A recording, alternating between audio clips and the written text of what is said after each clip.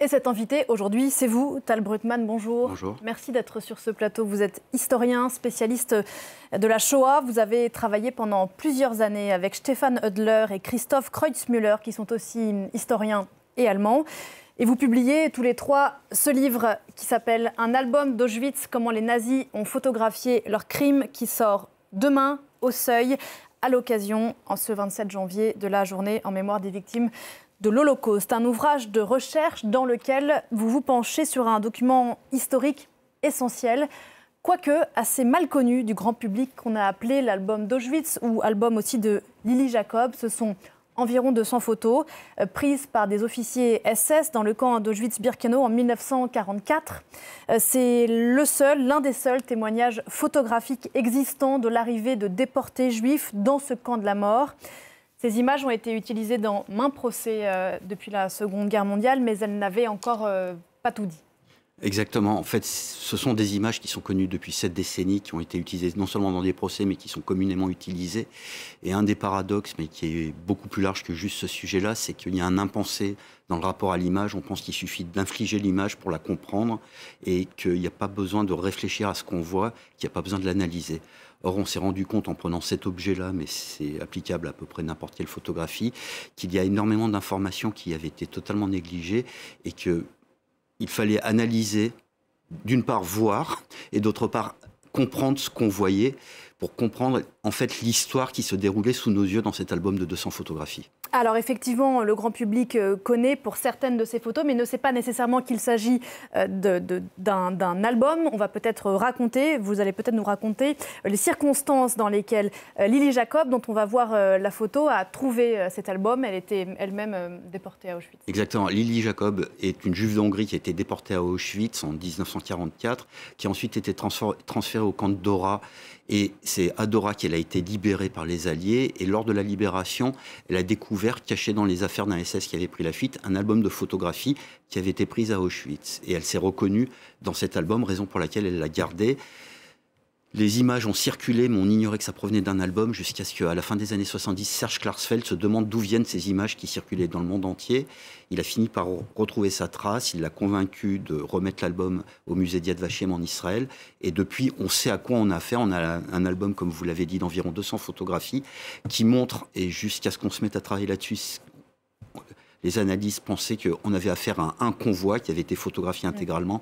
Et en fait, une fois qu'on a commencé à analyser les photographies, on s'est rendu compte qu'on avait affaire à une douzaine de convois photographiés durant plusieurs semaines. Voilà, Lily Jacob, c'est la dame avec les lunettes là, et c'est, je crois, au moment où elle donne l'album. C'est quand elle remet l'album à Yad Vashem. Ah, donc le contexte, vous l'avez dit, on est entre mai et juillet 1944. Donc on est à un moment où le camp d'extermination d'Auschwitz-Birkenau est en marche, si l'on peut dire. Et les SS veulent montrer à leur hiérarchie, on n'est pas sur un objet de propagande destiné bien sûr à l'extérieur, évidemment. Ces SS donc veulent montrer la bonne mise en œuvre de l'extermination de plusieurs convois donc de juifs venus de Hongrie. Exactement. En fait, la déportation des Juifs de Hongrie est un épisode très particulier. Le projet tel qu'il a été planifié par Adolf Eichmann, c'est d'assassiner plus de 600 000 Juifs de Hongrie en 3 mois. C'est une opération inédite dans la solution finale. Et pour l'occasion, on rappelle Rudolf Höss, le fondateur du camp d'Auschwitz, mais qui a été promu à Berlin à la fin 1943. On le rappelle à Auschwitz pour que les choses soient mises en place correctement du point de vue nazi, pour que l'assassinat se déroule de la manière la plus efficace possible. Et donc, Höss fait réaliser cet album pour montrer comment lui et ses hommes travaillent bien dans le cadre de la mission qui leur a été assignée. Et donc, travailler bien du point de vue des SS, ce sont donc ces photos que l'on voit, qui sont classées. Alors, encore une fois, il y a plusieurs convois en réalité dans le même album, mais disons qu'elles sont classées dans un ordre chronologique du processus d'extermination quand les Juifs arrivent à Auschwitz, c'est-à-dire l'arrivée des convois, le tri entre ceux qui sont considérés comme aptes pour le travail et ceux qui vont aller directement dans les chambres à gaz, et puis ce qu'on appelle le transfert, mais peut-être vous allez nous le raconter. Exactement. En fait, il y a un ordre chronologique, mais qui n'est pas le véritable ordre chronologique, c'est vraiment l'ordre des opérations telles qu'elles sont organisées par les SS à Auschwitz. Et ce qu'ils essaient de montrer, de leur point de vue, c'est la gestion de flux, les flux de trains, les flux de Juifs qui ont été réifiés, qui sont des objets, et ensuite la gestion des biens qui subsistent une fois que les victimes ont été soit assassinées, soit transformées en détenues du camp. Et donc sur ces 200 photos, il y a une demi-douzaine d'étapes qui sont scandées tout au long de l'album, avec des photos qui sont mélangées, qui montrent en fait énormément de choses. Et qui sont ainsi référencées sur l'album. Ce sont des photos, surtout en tant qu'ensemble, évidemment, très dures à regarder, non pas et précisément parce qu'elles ne sont pas violentes à proprement parler, mais parce qu'elles portent en elles le processus d'assassinat n'existe pas sur ces photos, sauf qu'à les regarder bien sûr, on voit dans le fond des photos les barbelés, les chambres à gaz. Voilà, ce qui est important, c'est ce qui n'est pas sur la photo, et c'est là-dessus que vous avez travaillé. Exactement, où on peut même voir sur la photo qui passe derrière nous, la fumée qui s'élève depuis les fosses d'incinération, donc vous avez raison, il n'y a aucune violence et c'est volontaire, on a affaire à un rapport interne de l'ASS, comme vous l'avez dit, et quand vous établissez un rapport, vous essayez de montrer que vous travaillez de la meilleure manière possible, proprement. Alors évidemment, il faut mettre plein de guillemets, mais justement, tout l'objet de cet album, c'est de montrer à Berlin, en l'occurrence à Himmler, le chef de la SS, comment nous, les SS à Auschwitz, on travaille bien, on n'a pas besoin de violence. Regardez comme ils sont stupides, on les mène jusqu'au seuil de la chambre à gaz sans aucune violence, juste en leur indiquant où ils doivent aller. Parce que la différence entre celui qui prend la photo, qui par exemple là est monté sur un train pour prendre cette photo, et les gens qui sont sur la photo, c'est que lui sait très bien ce qui va leur arriver. C'est exactement ça. Deux personnes d'ailleurs, deux SS différents. Exactement, Walter et Hoffmann, qui sont les deux photographes SS du camp d'Auschwitz. Et cette dimension-là, elle est fondamentale parce qu'on l'oublie souvent. C'est-à-dire que quand on voit ces photos, on pense aux gens qu'on voit, aux victimes, et évidemment, on en a en empathie avec elles, mais on oublie que ces photos n'ont pas été faites pour nous émouvoir, elles ne nous sont pas destinées initialement, et en plus, les deux photographes SS jouent avec les victimes, c'est-à-dire qu'eux, ils savent exactement ce qui est en train de se dérouler et quel va être leur sort, les victimes en ignorent tout, et ces deux photographes non seulement procèdent à des mises en scène, mais ce qui est normal en photographie, vous faites toujours une mise en scène, ne serait-ce que par le choix du cadrage, mais en plus, il y a tout un ensemble de mises en scène qui consiste à jouer avec les victimes, à les photographier dans des endroits où elles ignorent tout de ce qui les attend, avec les chambres à gaz en arrière-plan par exemple, alors que les victimes ignorent ce que sont les bâtiments vers lesquels on les envoie, alors que les photographes savent exactement le sort qui les attend. Ça fait bien sûr des années, Tal Brutman, que vous travaillez sur la Shoah. Là, on voit des femmes qui ont été considérées comme aptes au travail. Qu'est-ce que vous avez appris? Qu'est-ce que nous apprenons que vous ne saviez pas déjà? Faites énormément de choses, ça peut paraître paradoxal, mais tout ce qui concerne non seulement la période clé, parce que c'est vraiment une période clé dans le fonctionnement d'Auschwitz, en gros, le Auschwitz que n'importe qui connaît aujourd'hui, le camp de Birkenau tel qu'on le connaît soit par les images, les reportages, les documentaires, soit lorsqu'on le visite, il a été fixé à ce moment charnière où les Juifs de Hongrie ont été déportés. Et ce que l'on voit dans les photographies et qui est souvent relégué à l'arrière-plan, c'est cette période-là où les travaux sont encore en cours, ça peut paraître paradoxal, mais pour acheminer toutes ces personnes, il a fallu construire une nouvelle gare, ce que les SS appellent la Bahnrampe, qui est fichée entre deux morceaux du camp de Birkenau, mais qui n'est pas à l'intérieur de Birkenau. Et c'est ça le grand paradoxe. On a l'impression qu'ils sont dans le camp, alors qu'ils sont juste dans un espace vide, entre deux camps, et quand les gens descendent du train, ils ne sont pas dans le camp. Et c'est là aussi quelque chose de très important. C'est là où il y a une incompréhension qui prévaut depuis la fin de la Deuxième Guerre mondiale. Les gens que vous voyez sur ces photos, littéralement, ne sont pas dans le camp de concentration d'Auschwitz. Ils sont destinés aux chambres à gaz qui sont derrière le camp. C'est un autre espace et les gens ne sont pas rentrés dans le camp.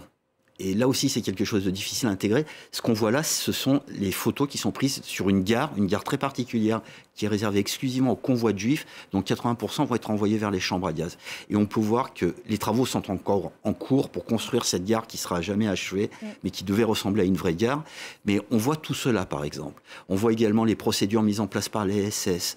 On voit les attitudes des gens qui sont loin d'être des attitudes passives. Il y a énormément de gestes de résistance qui sont dans ces photos, mais encore faut-il être en mesure de les percevoir, de les saisir. À propos de gestes de résistance, ce livre et ce travail est dédié à quatre enfants qui ont, on va découvrir la photo, elle est juste, c'est la deuxième page du livre. Voilà, quatre jolis enfants, mais voilà, qui tirent la langue au... Exactement. En fait, on s'est rendu compte qu'il y avait énormément de gestes de résistance, alors qu'ils peuvent paraître dérisoires, mais que parmi eux, et c'est très genré, ce sont soit des femmes, soit des enfants, qui tirent la langue au photographe pour le défier. Alors ça peut paraître absurde, mais ce sont des gens qui viennent de passer 3 ou 4 jours dans des convois de déportation, qui arrivent dans un lieu dont ils ignorent tout, qui ont affaire à des SS, dont un les photographie. Et donc ces gestes de résistance qu'on peut voir dans ces photos, on s'est dit que ces personnes-là qui défiaient le photographe SS méritaient d'être soulignées en introduction du livre. Vous parliez de la géographie d'Auschwitz-Birkenau. En fait, on parle de deux camps. Il y a le camp d'extermination à proprement parler, si l'on peut dire, et le camp de concentration. Quelle importance accordez-vous au fait que le grand public se rende sur ces lieux de mémoire? Je pense au travail d'Alexandre Bande qui a beaucoup écrit là-dessus. Est-ce que pour vous, l'historien, cette démarche-là, d'aller à Auschwitz-Birkenau aujourd'hui, 78 ans après, est primordiale? Pas obligatoirement, parce que faire de l'histoire ou s'intéresser à un sujet ou se remémorer des événements ne nécessite pas d'aller sur place. Aller visiter à Auschwitz, c'est très intéressant et évidemment qu'il n'y a pas lieu de le remettre en question, mais ce n'est pas une nécessité absolue. On peut s'intéresser à cette histoire, lire ou regarder des films, des documentaires, y compris des fictions qui traitent très bien le sujet et parfois de manière dont on ne l'envisage pas, comme les X-Men par exemple, qui... pour 3 d'entre eux, commencent à Auschwitz ou concernent à Auschwitz. Donc, il y a plein de moyens d'aborder le sujet. Et il n'y a pas de nécessité absolue à aller visiter à Auschwitz. Ces moments, ces photos et vos travaux vont prendre encore plus d'importance à l'avenir parce que nous vivons un moment d'histoire particulier. Dans quelques années, il n'y aura plus de témoins directs de la Shoah, de survivants. Ça fait de vous, l'historien, mais de nous, collectivement, les témoins des témoins. Qu'est-ce que ça change ? On va perdre les témoins, mais malheureusement, c'est la marche de la vie et donc de l'histoire. Et in fine, ça ne change pas fondamentalement les choses. On fait toujours l'histoire de Rome 2000 ans après la fin de l'Empire romain ou l'histoire d'Athènes 2500 ans après la chute de l'Empire athénien.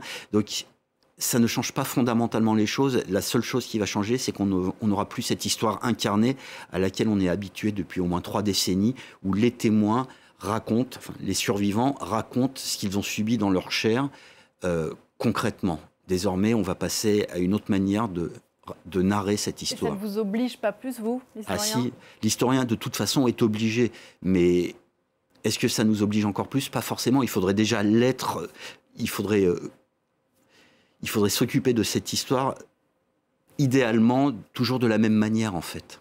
Aujourd'hui comme demain. Merci beaucoup d'être venu, Tal Brugman, tôt le matin, nous parler de ce livre, de cette étude donc, que vous co-signez avec 2 historiens allemands qu'on salue, Stefan Oedler et Christoph Kreutzmüller, un album d'Auschwitz qui sort demain au Seuil. J'ajoute que vous serez ce soir, je crois, au mémorial de la Shoah pour parler de ce livre et de vos travaux. Et demain, donc, une journée spéciale sur France 24 consacrée à cette journée en mémoire des victimes de l'Holocauste. Merci encore. Bonne journée à vous. Nous, on se retrouve après la pause avec Pauline Godard. À tout de suite.